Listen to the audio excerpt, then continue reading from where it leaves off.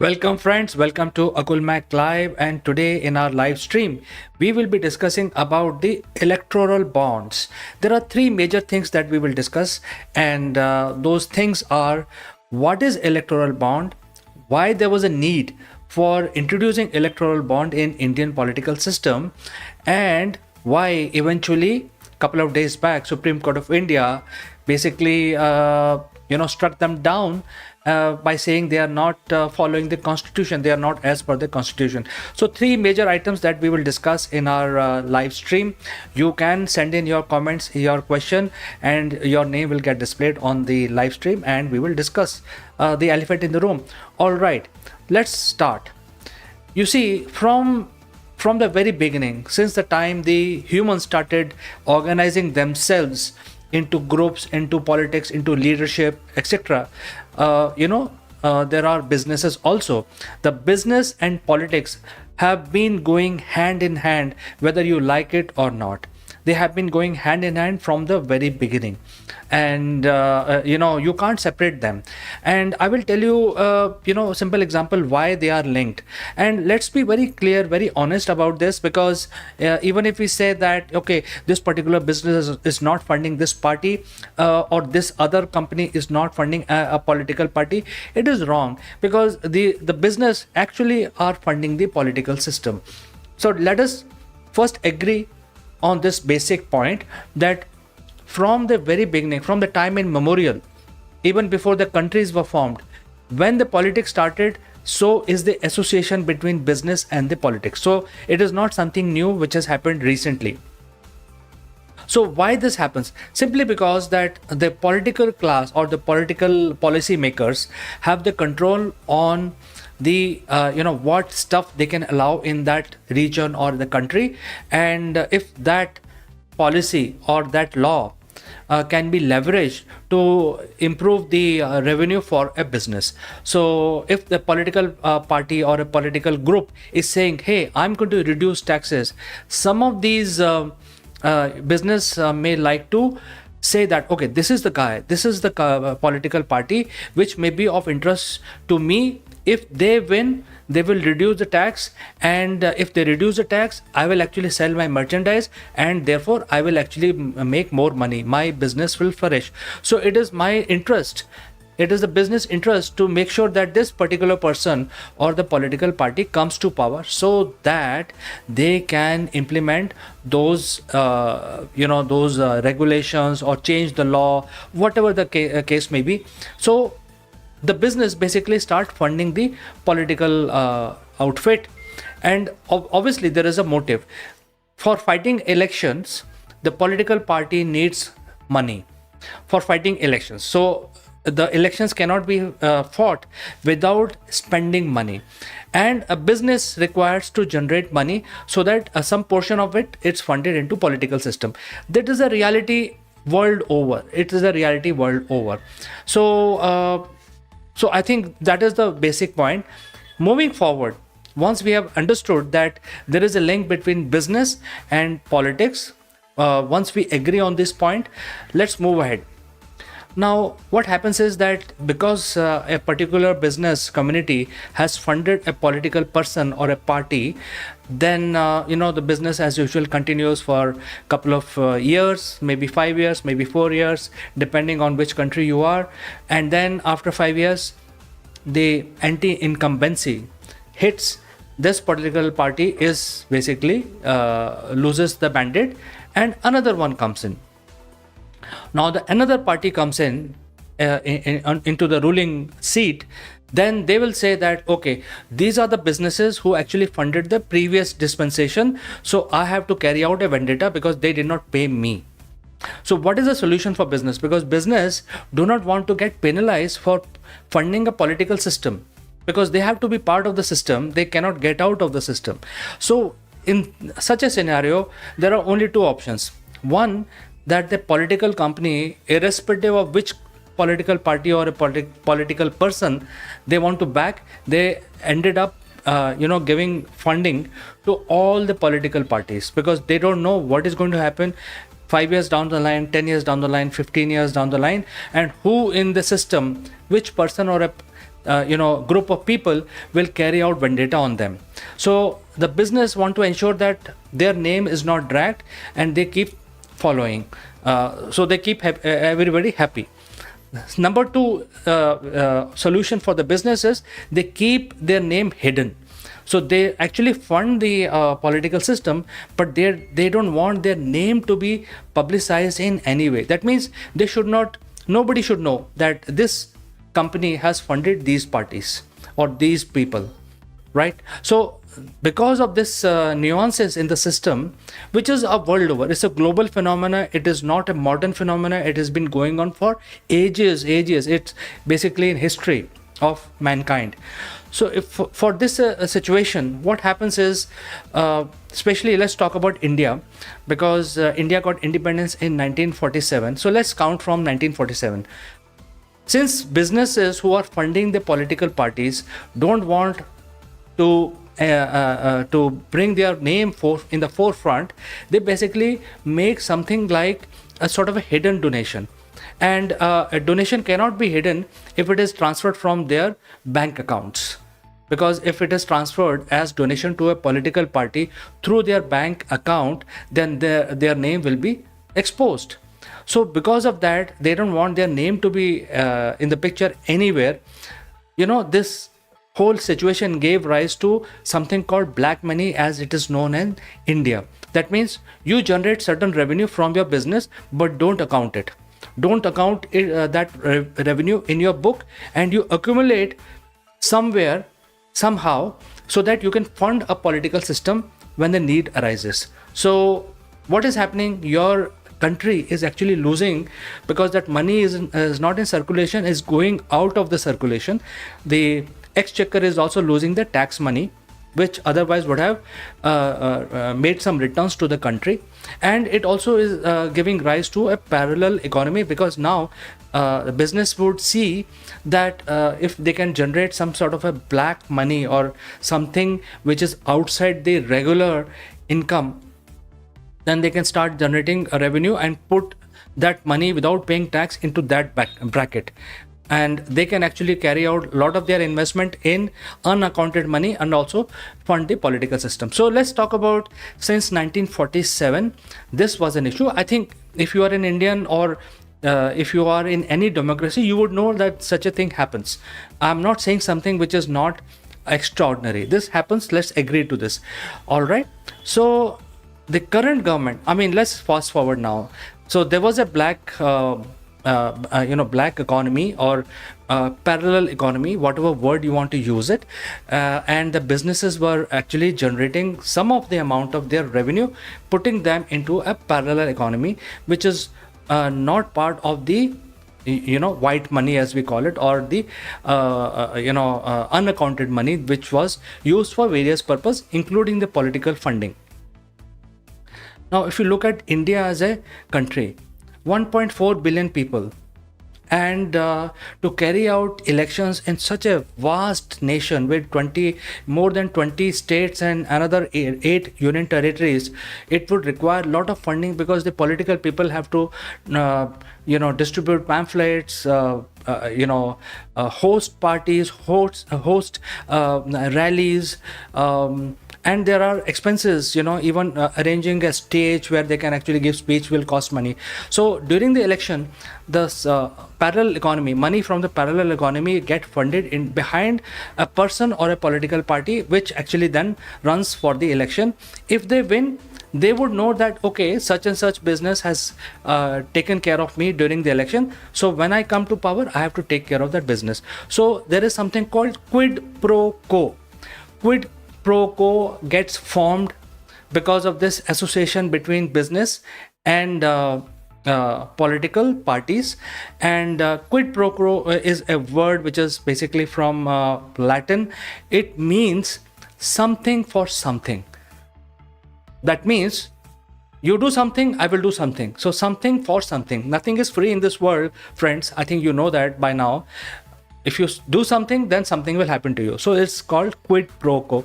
So there is a quid pro quo. Now, if you hear the news, you will talk about quid pro quo being used, and people either putting allegation on other person or accepting it. Both are the cases. But let's be very clear. My objective is to clarify the electoral bond. So this government, the current government in India, wanted to clear up this mess of having the parallel economy, the black money, and they wanted to grow. They wanted the country to grow so that the parallel money, which is probably bigger than the regular economy, they wanted this money to flow back into the economy so that the all the such activities can be reduced or completely eradicated. That was the idea. So with that idea, they introduced something called electoral bonds. And the electoral bonds does not solve all the problems. It solves some problem. And as always, no system is a perfect system. As we know that none of the system is a perfect system. It's a journey towards perfection, right? So electoral bond introduced in India with the intention to reduce the parallel economy or black economy, increase taxes so that the nation building can happen. That was a basic idea. But this is not a perfect system.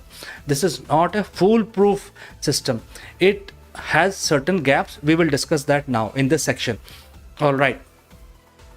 So how electoral bond works? You remember I said that the businesses don't want to reveal that they are funding a political party or multiple political parties. They don't want their name to be revealed. So the government in 2017 introduced electoral bond and said, look, you don't have to tell me how much money you're giving me. What you have to do is you do your complete KYC, do your validation with the bank. And they also assigned a bank who would actually carry out these activities. And the bank, so there was a bank, I'm not taking any names specifically in my live stream, but there was a government bank which was taking care of these things. So the bank would then do the business KYC, and then they will say that, okay, how much money you want to fund into a system. So you would say, okay, fine, I will basically fund so many thousands of crores, millions of rupees into this political party. The bank will take the remittance from you, and then they will give you all the benefit. Now, since this is treated as donation, so if you do not know certain legalities in India, donation is tax-free.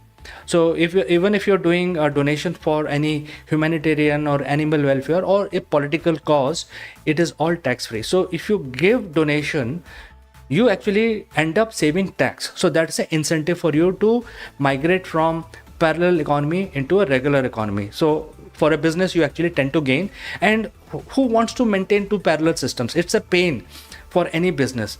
They have to do extra calculations. They have to find out how much money have to put it in regular, how much money have to put it in parallel economy. So it's a pain. So business are getting incentivized for funding the political system, because that's the reality. Without business, politics cannot work. Without politics, business cannot work. So it's quid pro quo, right? So to ensure that their name does not get publicized, they will only say that, okay, I want to basically give donation to this political party, and that's it.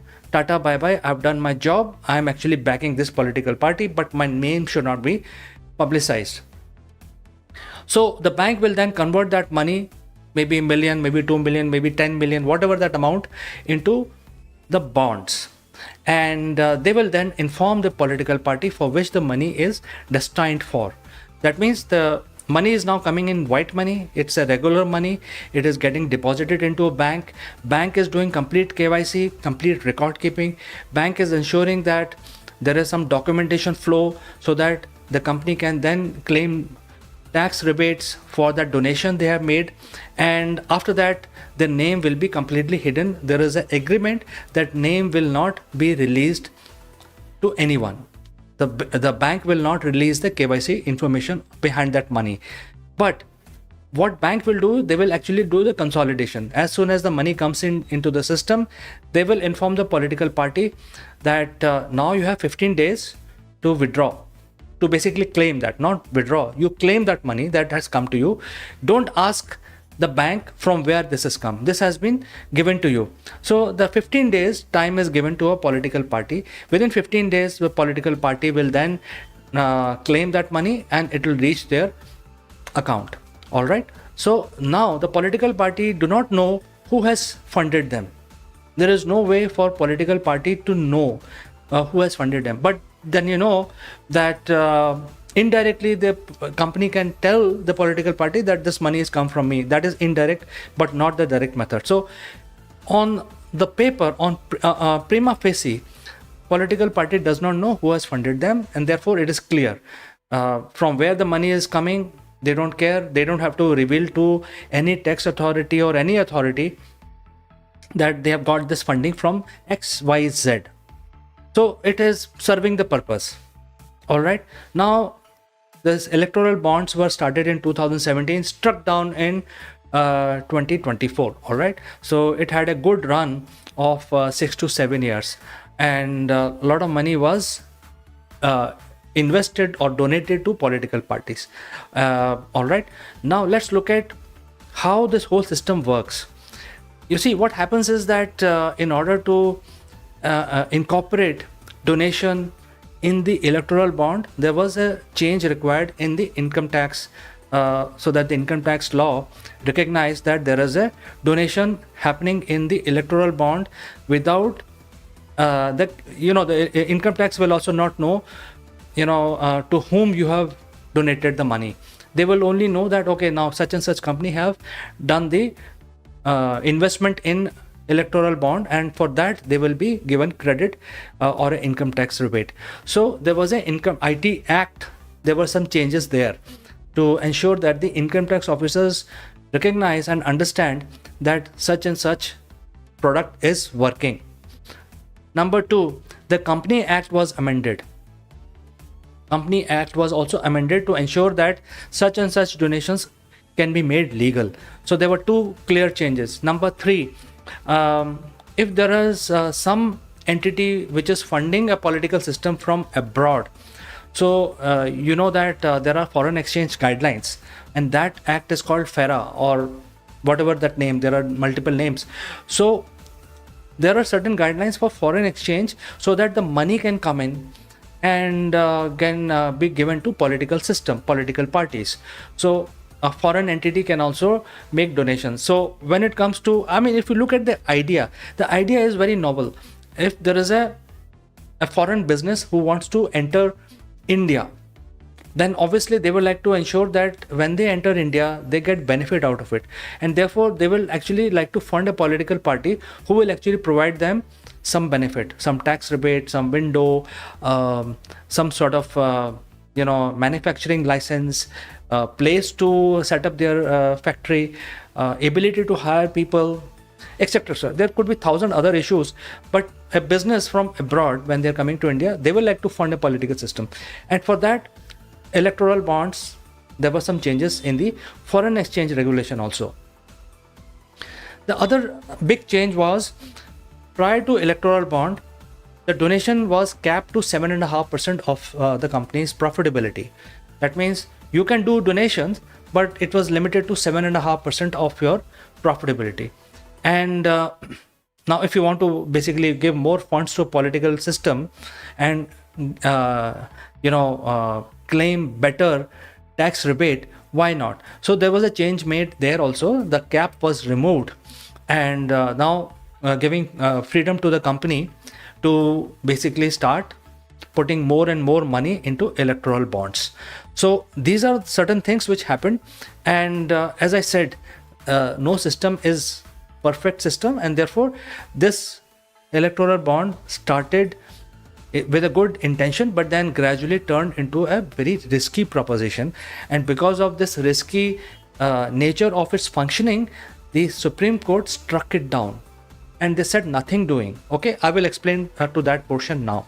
You see, what happens is, when the companies are making donations to political party, they can actually go one step ahead. They can actually start shell companies, and the shell companies can then start paying money to the political party, because the name of the company will never be revealed into the system, and political parties are no longer required to inform any agency like election commission or any other agency, Supreme Court of India, or any other legal constitutional body, about from where the money is coming, because the money is coming in and we do not know who has given us this money. Since the due diligence is done by the bank, we are okay, we are fine with that. So the companies, before they even give money to a political party, they can actually set up a shell company, and then the shell company will then, or maybe multiple shell companies in the entire ecosystem, and then ultimately the end shell company will actually do the donation. So there will be no way to connect a shell company with a parent company, right? And as it is, the name of the company will never be revealed. So it's like giving rise to, I'm not saying it is happening, maybe happening, but it can give rise to some sort of money laundering. Because if you create a shell company from where the company, without doing any business, they will get funded from the parent company, this shell company can make another shell company, and so on and so forth. So it gives rise to another, in a way, it gives rise to parallel economy again. So the whole point was to resolve the parallel economy. Now the system basically give you a better methodology to create a parallel economy. All right, so that was the first bone of contention, that the reason the electoral bonds were started were not actually solved. Number two, which is a very, very high risk item, and that can happen, and that is linked to the foreign funding for the political system in a country. So since electoral bond started in India, India is a very important country, number 3 economy in the world, or number 4 country in the world today. This system, if it works in India, it can be copied by any other country, and they think that, okay, now India, since India has done this, any other country can follow. Now if this is followed by other country, it could be very dangerous, especially when it comes to the foreign exchange donation, foreign donation to a political system. You see, what has happened is, if the money is pumped in behind a political dispensation or an ideology, then if some country wants to basically destroy another country, it is very easy in this system, because they can start pumping in loads and loads of money into that country, and money can be used to influence the voters' mind, can actually start doing some sort of campaign, some sort of promissory notes, because now there is so much of system money in the system which has come from overseas into the political dispensation. They can do pretty much what they want. So using the democratic principles, a country can overturn another country, or a country can ensure that their businesses are taken care in that particular country, or if they want to basically make that country or break that country, both ways it runs. So this is something which is quite risky in this electoral bond, which was pointed out by Supreme Court. And number 3 is, of course, as I said, money laundering. Number 3 is, if there is a some sort of a case on a company, then the company can say, okay, fine, please tell the agencies, go slow, I will actually make the funding into the political party. So this becomes another bone of contention, since there will be no constitutional body that will be able to trace that money, but it becomes like a quid pro quo again, that since there is a case on me, I'm actually funding the political agencies. Ultimately, political parties will actually have to do the governance, and they will be able to influence the agencies to go slow on me. So quid pro quo for bad things. So because of these things, because even if the the cops or agencies want to catch a bad guy, get the rotten apple out of the system, there will be no way to do it. So these are the 3 points that the Supreme Court of India found that they are not as per the Constitution. And the biggest item, which I'm sure you might have heard in the news, is the right to information. So this is exactly what it is. The right to information has been deprived.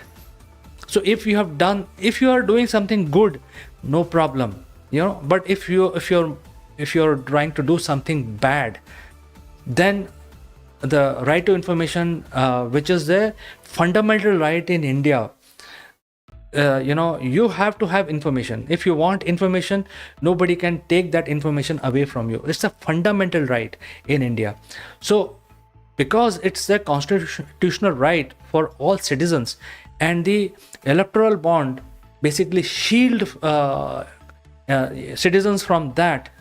And even if the agency wants to book a person, they will not be able to build a case, because now all of these things are happening, like money laundering is happening, quid pro quo is happening, but they can't nail him because nobody knows who has paid the money, right? And the biggest threat is the foreign exchange, the money coming from outside the country, which get then pumped into the system, political system. So these are the things which are pretty serious, and that is why the Supreme Court of India said that nothing doing these such products which are not following the basic guidelines of the Indian Constitution cannot continue. So electoral bonds had a good run for 6 to 7 years, but now they have been struck down completely, and the Supreme Court of India has asked for donors information. Bank has all the information. The bank has all the information. They are liable to provide information in public domain, so that everybody knows. Right to information for all citizens, everybody to know that so and so businesses have funded the political system in last 6 to 7 years. That information is public by now. I think the bank will then provide it on their website, or maybe provide that information in sealed envelope, because this is an election year, so we do not know. We are nobody to comment on the legal matters. The Supreme Court is the competent authority to basically decide, and they are doing all this for the benefit of Indian citizens. So complete faith in the Supreme Court, complete faith in the bank, complete faith also in the political system. As I said, no system is foolproof.